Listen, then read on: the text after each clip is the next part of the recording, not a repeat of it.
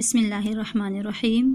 السلام علیکم عزیز طلباء و طالبات، جیسا کہ آپ سب جانتے ہیں کہ میں آپ کی اسلامیات کی ٹیچر سغرا ہوں، اور میں امید کرتی ہوں کہ آپ سب اپنے گھروں میں بخیریت ہوں گے اور بخوشی اپنی تعلیمی سرگرمیاں جاری رکھ رہے ہوں گے۔ تو چلتے ہیں اپنے اصل مقصد یعنی اسلامیات کے نئے سبق صبر و تحمل کی طرف۔ بیٹا، آج ہم سیرت طیبہ صلی اللہ علیہ وآلہ وسلم کے ضمن میں نیا سبق پڑھیں گے، صبر و تحمل۔ سبق پڑھنے سے پہلے ہم ان دونوں الفاظ کی لغوی تحقیق کریں گے کہ لغت میں ان الفاظ کی کیا اہمیت اور حیثیت ہے، اور پھر اس کے بعد شریعت کی اصطلاح میں ہم صبر کو سمجھیں گے کہ صبر کا شریعت کی اصطلاح میں کیا مقام ہے۔ تو بیٹا، صبر کا لغوی معنی ہے رکنا اور برداشت کرنا، یعنی کسی بھی چیز سے اپنے آپ کو روکے رکھنا اور کسی بھی تکلیف کو برداشت کرنا۔ اسی طرح تحمل کا لغوی معنی بھی برداشت کرنا اور بردباری ہے۔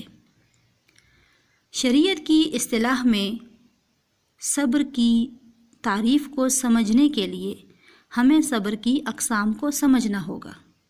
بیٹا، صبر کی 3 اقسام ہیں۔ نمبر 1 صبر علی الطاعات، نمبر 2 صبر عن المعاصی، نمبر 3 صبر علی المصائب۔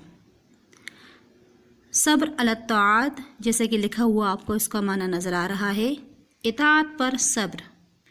اب اطاعت آپ جانتے ہیں، کہتے ہیں اللہ تبارک و تعالی اور اس کے رسول صلی اللہ علیہ وآلہ وسلم کے احکامات کو ماننے کو۔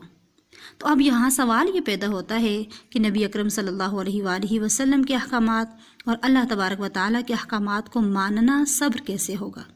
تو بیٹا، آپ چونکہ آپ کا مشاہدہ بھی ہوگا کہ جس کام کا اللہ تبارک و تعالی نے حکم دیا ہوا ہوتا ہے اس کو کرنے میں بعض اوقات ہمیں بڑی تکلیف اور مشقت اٹھانی پڑتی ہے، جیسے کہ نماز۔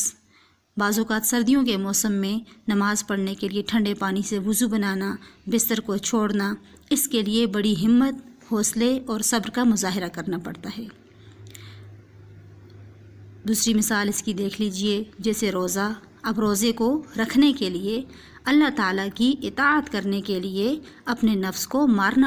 تو بیٹا، امید ہے کہ آپ کو صبر کا لغوی اور اصطلاحی معنی اچھے طریقے سے سمجھ آ گیا ہوگا۔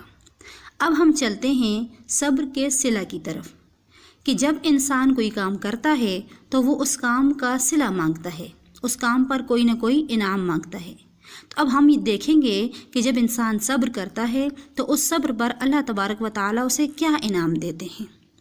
صبر کا انعام جیسے کہ سورۃ آل عمران کی آیت نمبر 149 یعنی 149 میں اللہ تعالیٰ فرماتے ہیں، واللہ یحب الصابرین، کہ اللہ تعالیٰ صبر کرنے والوں سے محبت فرماتا ہے، صبر کرنے والوں کو اللہ تعالیٰ پسند کرتا ہے۔ تو میرا بیٹا، میرے خیال میں یہ انسان کے لیے سب سے بڑا انعام اور سب سے بڑا صلہ ہے کہ اللہ تعالیٰ اس بندے سے محبت کریں، اس بندے کو پسند کریں۔ اللہ تعالیٰ کی محبت کے حصول کا ذریعہ اللہ تعالیٰ نے صبر فرما دیا۔ دوسری جگہ پر سورۃ البقرہ کی آیت نمبر 153 یعنی آیت 153 میں اللہ تعالیٰ فرماتے ہیں کہ یا ایھا الذین آمنوا استعینوا بالصبر والصلاۃ ان اللہ مع الصابرین، اے ایمان والو تم مدد طلب کرو صبر کے ساتھ اور نماز کے ساتھ، بے شک اللہ تعالیٰ ساتھی ہے صبر کرنے والوں کا، بے شک اللہ تعالیٰ صبر کرنے والوں کے ساتھ ہے۔ تو بیٹا، آپ دیکھ رہے ہیں کہ صبر کرنے کا اللہ تبارک و تعالیٰ کتنا بڑا صلہ دے رہے ہیں کہ تمہیں جب بھی کوئی تکلیف پہنچے، جب بھی کوئی مصیبت تم پر آئے، ایک تو نماز پڑھ کے اپنے رب سے اپنے لیے مدد طلب کرو، تمہیں رب کی طرف سے نصرت ملے گی، اور دوسرا جب کوئی تکلیف تمہیں ملے تو اس تکلیف کو دور کرنے کے لیے اور اس کے علاوہ باقی بھی کسی قسم کی اگر تکلیف ہے تو اس کو دور کرنے کے لیے تکلیف کے بعد گلہ شکوہ کیے بغیر اپنے رب سے دعا مانگو، تمہاری اس وقت کی دعا قبول ہوگی۔ کیوں؟ اس لیے کہ تم صبر کرنے والے ہو، اور اللہ تعالیٰ ہمیشہ صبر کرنے والوں کا ساتھی ہوتا ہے۔ بیٹا مجھے امید ہے کہ آپ کو صبر کی تعریف، اس کی اقسام اور اس کا صلہ اچھے طریقے سے سمجھ آ گیا ہوگا۔ اب آپ کا ہوم ٹاسک یہ ہے کہ آپ نے اس سبق میں باقی جتنے بھی پیراگرافس ہیں جس میں نبی اکرم صلی اللہ علیہ وآلہ وسلم کی زندگی کے واقعات سے صبر کی کچھ مثالیں دی گئی ہیں، وہ تمام آپ نے بغور پڑھنے ہیں، اور اس کے بعد مشق میں دیے گئے مختصر سوالات کے جوابات آپ نے اپنی کاپی پر تحریر کر کے واٹس ایپ کلاس میں بھیج دینے ہیں۔